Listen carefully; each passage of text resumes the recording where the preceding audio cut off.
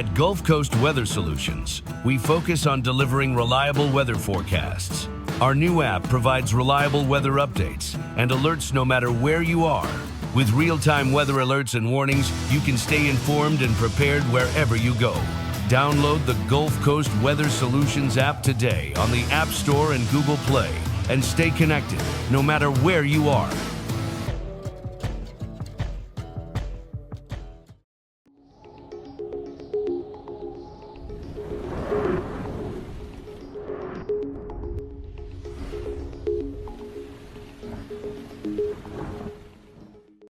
Good evening, Southeast Texas and Southwest Louisiana. I'm Meteorologist Bostwick.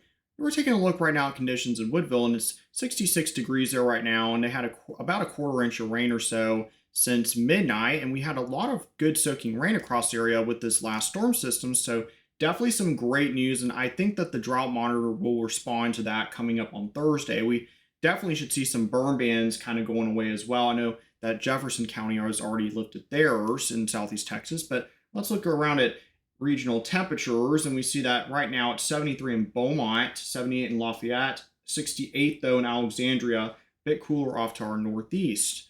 Our current local temperatures running in the low 70s in our southern areas, and then already in the mid 60s in a lot of areas, such as in Woodville at 65, and then even Burkeville at 64. So definitely starting to cool down, and we'll see those temperatures slide down even more into the mid 50s in our northern regions by morning. And let's take a look at our futurecast sponsored by Neutron Electrical Services. And we see that overnight, we could have some fog develop, especially this particular model showing it more towards our northwestern regions, but we certainly could have quite a bit of fog in some areas, and that will quickly burn off as we get the sun up. And tomorrow it'll be pretty warm, but not for long, because we do have this cold front getting ready to push into the region. And this is not a weak front by any means. And we see that it pushes in Tuesday evening, basically, and we have a chance to rain with that.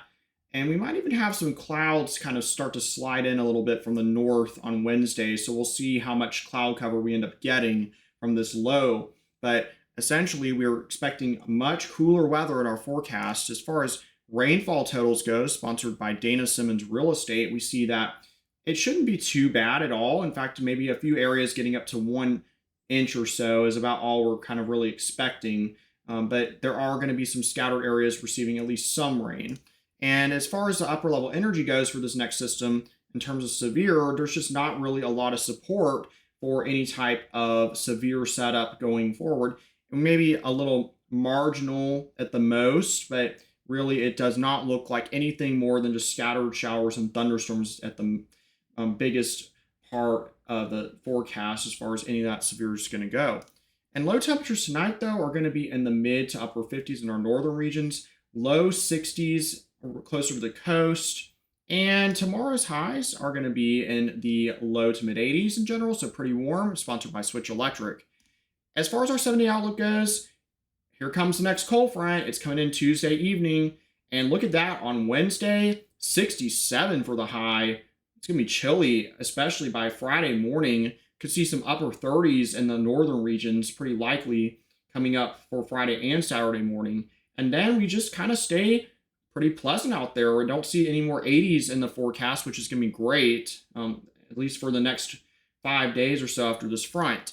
Same for Southwest Louisiana. It's going to get breezy, especially on Wednesday with this cold front. But look at that, high of 66 for you on Thursday.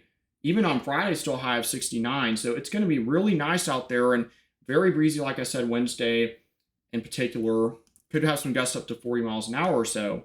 Make sure, though, you download our Gulf Coast Weather Solutions app if you haven't already. We sent out a push notification to some areas yesterday, close to midnight in Lake Charles, and there was some reported damage from what could have been essentially a tornado that kind of briefly touched down. And what it looked like was that it had a lot of rotation, but we definitely are always looking out for those kinds of things. We were having a live stream, and we had a lot of people join, and we really thank you for joining us over this weekend on our live stream. And shout out to all of our sponsors as well for making this all possible to get this weather information out to you, in particular HB No Construction for getting us started.